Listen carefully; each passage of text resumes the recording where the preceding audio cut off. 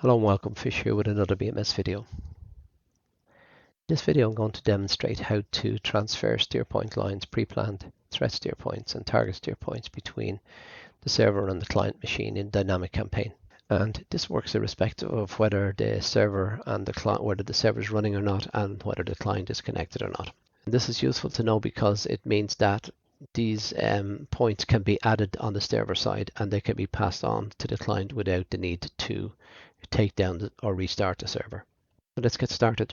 On the right hand side we have a server machine in remote desktop mode, and on the left hand side we have a local client. I'm going to create a server and I'm going to connect to it with my client.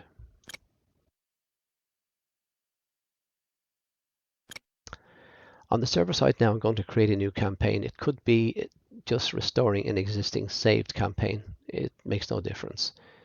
I'm just going to start fresh here for the demonstration. It's important to take a note of the campaign here, and I'm going to select the default squadron. Again, it's irrelevant what squadron you choose or what airbase you choose for this process. But in this case we're generating a campaign, and it might be that you're generating a live campaign, so these steps might be important, but for the demonstration purposes they're not important here. So I'm going to just click to these options, and the campaign is started and we have a good clock. So as soon as that's done, we can start adding, and I'm going to just add a couple of things by way of examples. So I'm going to pick this airbase up here, and I'm going to add a pre-planned threat steer point to that, and I'm going to change the status to an SA2.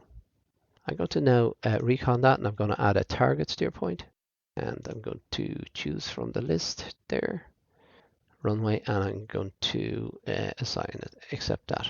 So I've got assign 99. And finally, I'm going to add some steer point lines. I'm going to add the line and add a point and add a point. So I'm going to just stretch that out. And that's pretty much all I need for this demonstration, the 3 separate item types. So in order to save this now, what we need to do is we need to come to our DTC and we need to press the save button. Don't need to worry about the IFF or the comms for this. And close this. And now I need to save it, and I need to save it with a specific file name, and we need to mirror that file name on the client side. And this can be anything you want.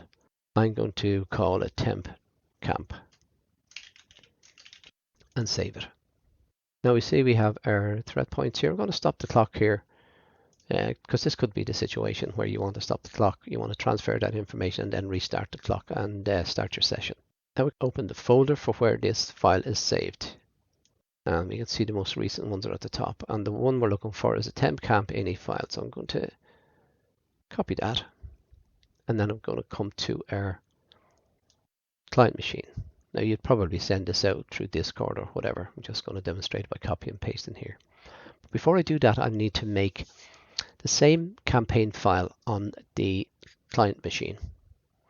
It doesn't have to be synchronized with the campaign state or anything like that. It just has to be the same name and made from the same campaign. So it's important to choose the same campaign. So I've chosen Tiger Spirit once again, and I'm going to save new because we don't have anything saved at the moment.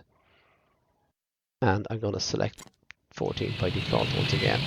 As I said, it doesn't matter, they don't have to be the same on either side. It just has to be the same name and from the same campaign. So on the client side, we have a good clock here.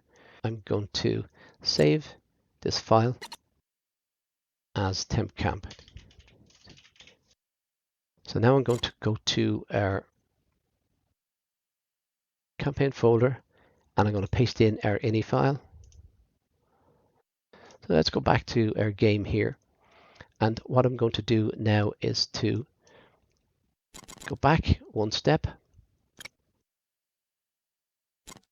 and now go to our saved file, and we've saved our temp camp here, and I'm going to restore this locally. So we're storing that local campaign save file. And now if we look at that file now, you can see we have the threat point there. we have the steer point line, and if I go into the data cartridge and I look at our targets and we go back to 99, we can see we have our targets. So this information has been drawn across from our INI file from the server. Now all we need to do is we need to make sure that this file is going to be transferred to our online session. So the last step we take it here is to save this.